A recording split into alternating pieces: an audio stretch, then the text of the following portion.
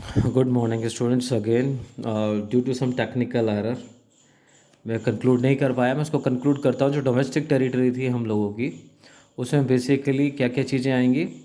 Political boundary plus water, जो water territory है, plus embassies, military bases, ships, aircrafts जहाँ भी चलते हैं हम लोगों के, fishing vessels, oil rigs and some other. तो इन सब को मिलाकर हम लोग बोलते हैं ये डोमेस्टिक टेरिटरी है। वो घरेलू सीमा है जिसके अंदर जितनी भी इकोनॉमिक एक्टिविटीज़ होंगी उसका हम एक फाइनेंशियल ईयर के अंदर उनका हम लोग अकाउंटिंग करते हैं, जो कि नेशनल इनकम अकाउंटिंग में काम आती है। Again we are moving towards the next topic, resident. अभी हम लोगों ने बाउंड्री पढ़ा, अब हम लोग देखते हैं resident. A resident weather a person और इंस्टीट्यूशन, वो एक पर्सन भी हो सकता है, एक इंस्टीट्यूशन भी हो सकता है जिसका सेंटर ऑफ इकोनॉमिक इंटरेस्ट, उसका जो इकोनॉमिक इंटरेस्ट है lies in the domestic territory. वो जो जिस भी देश की डोमेस्टिक टेरिटरी की बात करें उसके अंदर लाई करता है, उसका centre of economic interest. Again, weather a person और इंस्टीट्यूशन, इंस्टीट्यूशन जस्ट लाइक है एसबीआई है, ओएनजीसी है, एनटीपीसी है, वॉट एवर। पर्सन एक इंडिविजुअल भी हो सकता है, इसको रेजिडेंट बोलते हैं। हम लोग डिस्कस करते हैं centre of interest. Centre of interest can be seen with the two examples. Number one, lives और is located within the domestic territory. एक तो ये कि वो वहीं रहता है, ठीक है, और वो लोकेटेड कहाँ पर है, उसी डोमेस्टिक टेरिटरी में। It is a one of the that's why we have seen the centre of interest. Second is who carries out the basic economic activities of earning, spending and accumulation of the money at that particular location। वो तीनों जो economic activities हैं, earning करने की है, खर्च करने की है, उसको एकत्रित करने की है, वो किस चीज़ को लेकर करता है, बेसिक एक्टिविटीज़ को वो उस क्षेत्र में करता है। मान लो इंडिया के अंदर सैमसंग कंपनी का एक प्लांट लगा हुआ है, उनकी बेसिक इकोनॉमिक एक्टिविटीज़ यहाँ पर वो करते हैं। तो ठीक है, ये हम लोगों की उसके अंदर आया डोमेस्टिक टेरिटरी, और ये रेजिडेंट का सेंटर ऑफ इंटरेस्ट का दूसरा पॉइंट है। एग्जांपल्स, अब दोनों को हम लोग मर्ज करके देखते हैं। Indian working in UNO in India, normal resident. क्यों है नॉर्मल रेजिडेंट? यूएनओ का एक ऑफिस है, इंडिया के अंदर है, इंडियन काम कर रहा है, तो नॉर्मल रेजिडेंट इंडिया का ही होगा। Indian going abroad for treatment, tourist visa लेकर या मेडिकल टूरिज़्म के थ्रू एक इंडियन बाहर ट्रीटमेंट के लिए गया, जैसे इरफान खान साहब गए थे, तो ये नॉर्मल रेजिडेंट ही रहेंगे, शॉर्ट पीरियड ऑफ टाइम के लिए गए। Indian officials work in embassy of US, India में दिल्ली में कोई यूएस की एम्बेसी है, उसमें इंडियन ऑफिशियल्स काम करते हैं। As we have discuss, embassy is a part of that country जिसका वो एम्बेसी है। That's why is not a resident of India. हम लोग एक और डिफरेंस देखते हैं, रेजिडेंट और सिटीजन में क्या डिफरेंस है। Resident is basically economic concept based on economic activities performed by a person और institution. Citizen is a basically legal concept based on birth. यहाँ का कोई नागरिक कब होगा, जब उसका जन्म यहाँ हुआ, और इन सब पॉइंट ऑफ व्यू से देखते हैं, this is called citizen.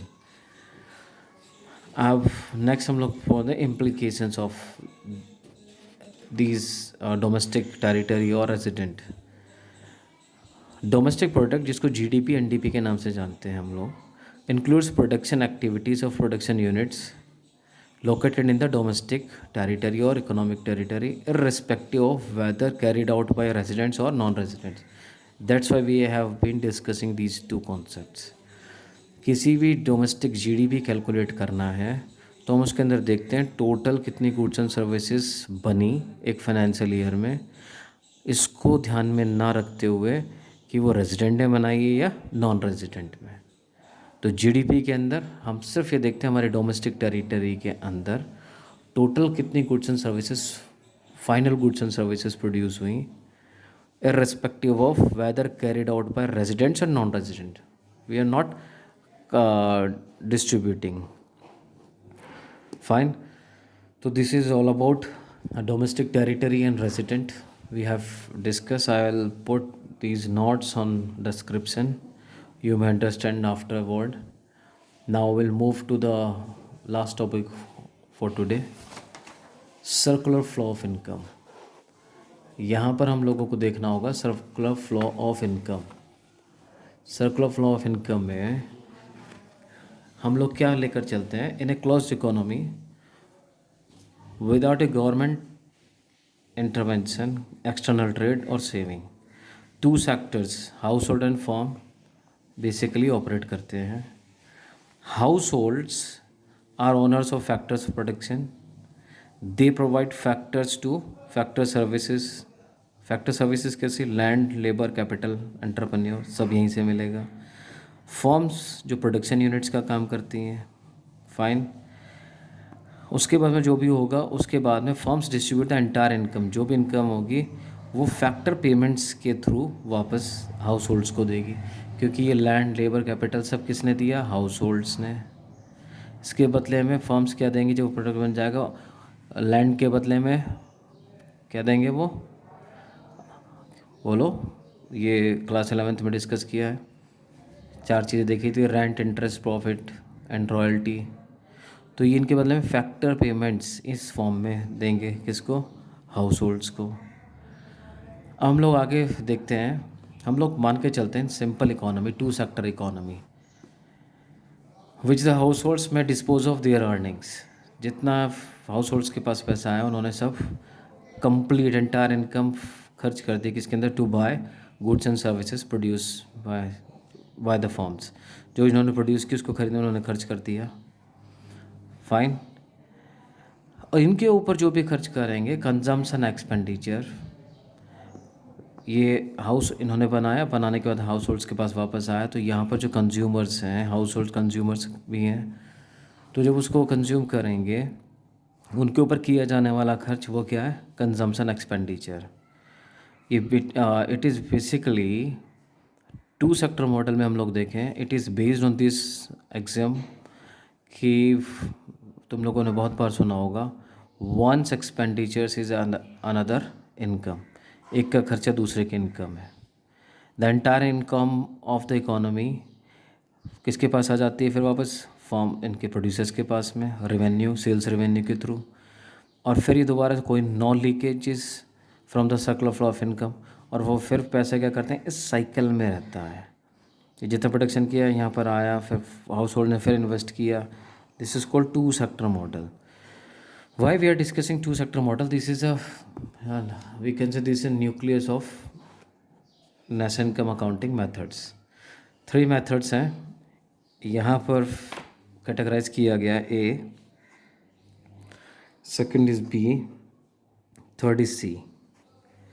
Production method में अगर हम लोग बात करें, टोटल कितने गुड्स एंड सर्विसेज प्रोड्यूस किए उसको अगर हम टोटल करें, ये जो ए आ रहा है यहाँ पर, तो इससे हम निकल के आएगा इकोनॉमिक फाइनेंशियल ईयर के अंदर प्रोडक्शन मेथड के थ्रू टोटल कितना उसकी वैल्यू प्रोडक्शन मेथड के थ्रू कितनी final goods and services produce की.